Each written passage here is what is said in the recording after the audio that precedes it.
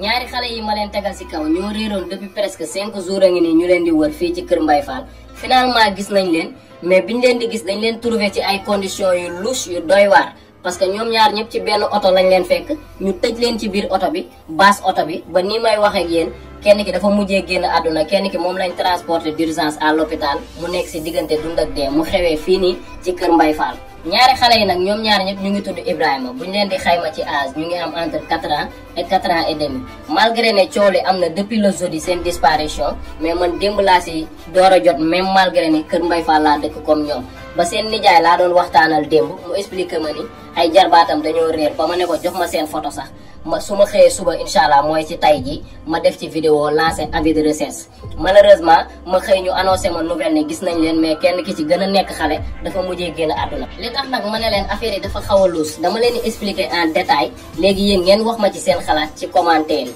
parce que seen nijaay boobu ma leen waxoon en début de vidéo moom moo doon wër boobu ba léegi di wër xale bi ànd ak beneen xaritam léegi si la ñuy romb ndax lépp ci même localité bi la si la ñuy romb ba romb benn oto boo xam ne dañ ko baase léegi nag xaritam bi àndoon ak nijaay ji dégg benn xale buy jooy mu ne nijaay ji loolu ma dégg rek dafa mel ni ay xale la nijaay ji ne ko non est-ce que du ay bëy mu ne ko déedéet lii xale la léegi si lañ jegee oto bi gën a dégg bruit yi ñu fexe yëkkati baas oto bi dajji maal bi ubbi si la am benn xet bu leen dugg seen xel gën a teey léegi xaritu nijaay ji daal di jël brique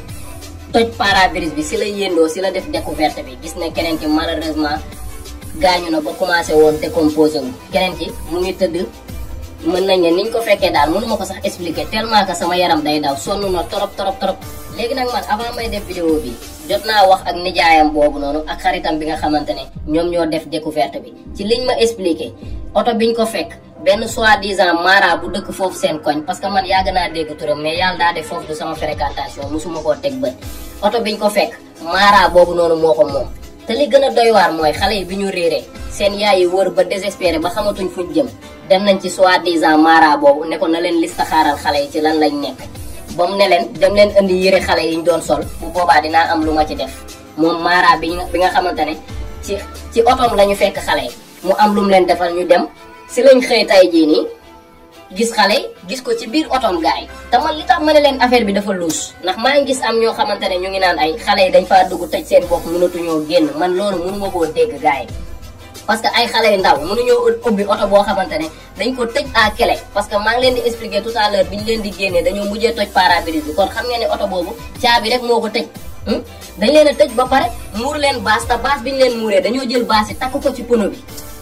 mais loolu xale yi nan lañ mën a dugalee seen bopp foofu ba pare daal di takk baas bi ci ginnaaw loolu dafa louche léegi nag man mënuma taxaw ne leen borom oto bi moom moo fa dugal xale yi wala ku ko jege moo ko fa dugal wala nii wala laa parce que affaire yi dafa nekk ci enquête instant yi police mu ngi def enquête am bu amee lépp leneen luñ ci wax man dinaa leen ko wax ngeen xam instant yi li ma leen wax fii nii yëpp ñaar yi nga xamante ne ñoom ñoo def découverte bi ñoo ma ko expliqué ndax yàlla dafa def ni samay grand lañ samay poros ñu dëkk fi pendant des années kon lépp loo xamante ne yëgaat naa ko si dinaa leen ko expliquer ba pare ma bëgg yéen tamit ak li ma leen jot a expliquer ku ci def sa analyse nga wax ma sa avis ci commentaire yi fi may tëjee nag mooy parents yi téye leen seen doom yi xam ngeen ne lii dafa metti tellement que lii bi ma ko yëgee tey sama journée dafa yàqu ndax man xam naa li ci doom ni mu neexee ngay wër sa doom amoo foo ko gisul ludul ci ay oto ñu tëj ko fa te nga xam ne yow nit moo ko def loolu dafa doy waar parents yi téye leen seen doom yi parce que yéen xam ngeen ne à chaque fois saa yu élection jotee nii yu mel ni day xew téye leen seen doom yi lépp lu ngeen mën def leen ko si parce que ni ngeen def ba yar seen doom ba mu màgg ngeen sonn ci bu leen nangu ñu leen koy jëlal ci lu yombee nii